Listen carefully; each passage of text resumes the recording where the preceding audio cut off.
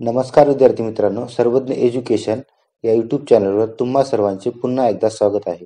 आजच्या व्हिडिओमध्ये आपण महाराष्ट्र गट क सेवा संयुक्त पूर्व परीक्षा 2021 मध्ये विचारण्यात आलेल्या हिस्ट्रीच्या सर्व प्रश्नांचे विश्लेषण पाहणार आहोत. तर व्हिडिओला सुरुवात करूया.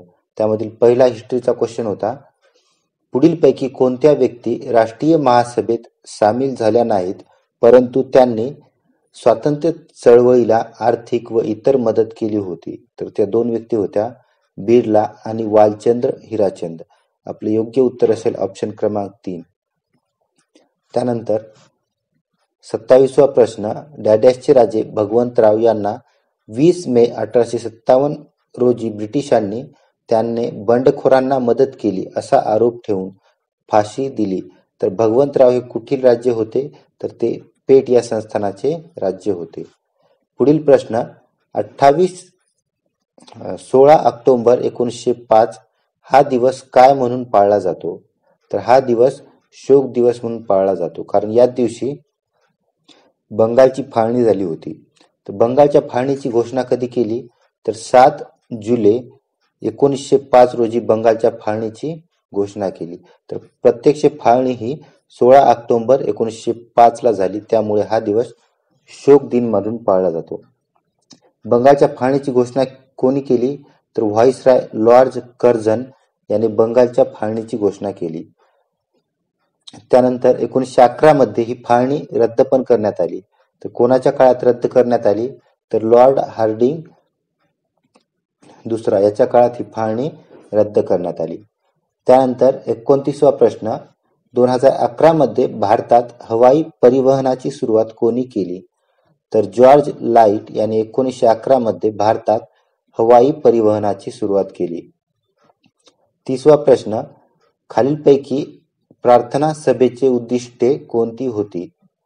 तर सामाजिक नैतिक प्रगती घडवून आणणे हे प्रार्थना सभेचे उद्दिष्ट होते.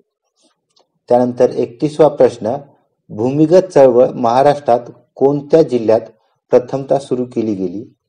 तर महाराष्ट्रातील सातारा या जिल्ह्यामध्ये भूमिगत चळवळ सुरू करण्यात आली.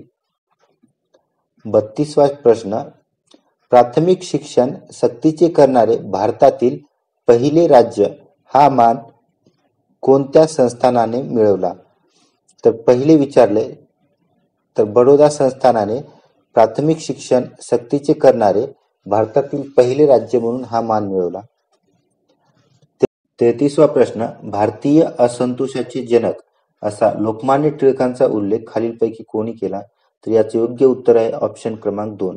सर व्हॅलेंटाईन चिरोड यांनी लोकमान्य टिळकांचा उल्लेख भारतीय असंतोषाचे जनक असा केला.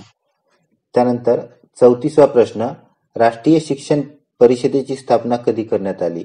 तर 15 ऑगस्ट 1906 रोजी राष्ट्रीय शिक्षण परिषदेची स्थापना करण्यात आली. 35वा प्रश्न, कोणत्या कायद्याने गव्हर्नर जनरल आता व्हाईसरॉय म्हणून ओळखल्या जाऊ लागले? तर 1858च्या कायद्याने गव्हर्नर जनरलला व्हाईसरॉय म्हणून ओळखल्या जाऊ लागले. 1857 मध्ये कोणताही कायदा करण्यात आला नाही. त्यानंतर पुढील महत्वाचा कायदा 1919चा कायदा. या कायद्यास मॉन्टेग्यू चेम्सफोर्ड सुधारणा कायदा या नावाने ओळखल्या जाते. या कायद्यातील महत्वाची तरतूद म्हणजे या कायद्याद्वारे मुस्लिम, शीख आणि अँग्लो इंडियन यांना स्वतंत्र मतदारसंघ देण्यात आले. 36वा प्रश्न, अखिल भारतीय हरिजन संघाची स्थापना कोणी केली? तर याचं योग्य उत्तर आहे महात्मा गांधी यांनी अखिल भारतीय हरिजन संघाची स्थापना केली. दादाभाई नौरोजी यांनी ईस्ट इंडिया असोसिएशन या संस्थेची स्थापना 1866 मध्ये केली. त्यानंतर गोपाळ कृष्ण गोखले यांनी भारत सेवक समाजाची स्थापना केली. कधी केली? तर 1905 मध्ये. आणि डॉक्टर बी आर आंबेडकर यांनी स्थापन केलेली एक सभा ती म्हणजे बहिष्कृत हितकारणी सभा. या सभेची स्थापना डॉक्टर बी आर आंबेडकर यांनी 1924 मध्ये केली.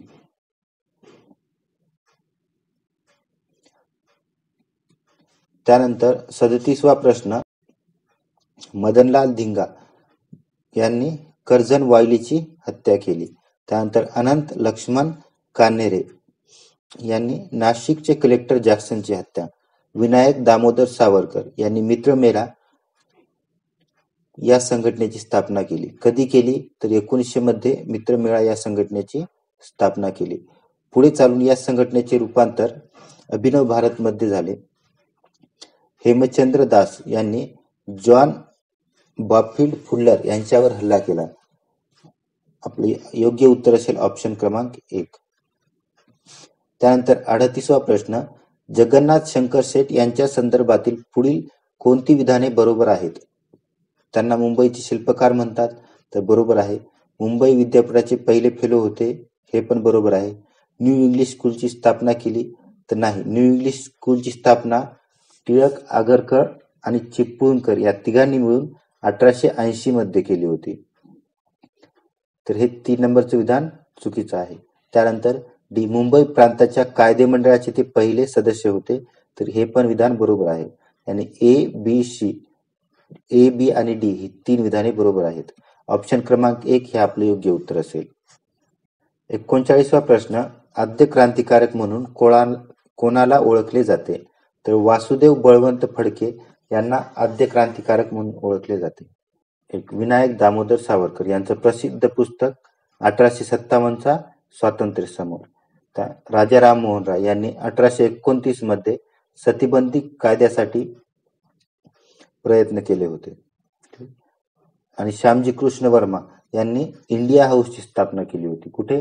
तर लंडन मध्ये इंडिया हाऊसची स्थापना केली. 40वा प्रश्न, गरीब मुलांचे शिक्षण व्हावे म्हणून कमवा आणि शिका ही स्वावलंबी शिक्षणाची योजना कोणी राबवली? तर ऑप्शन क्रमांक डी, कर्मवीर भाऊराव पाटील यांनी गरीब मुलांचे शिक्षण व्हावे म्हणून कमवा आणि शिका ही योजना राबवली. व्हिडिओ आवडला असेल तर व्हिडिओला लाईक करा आणि चॅनलला सबस्क्राईब करा.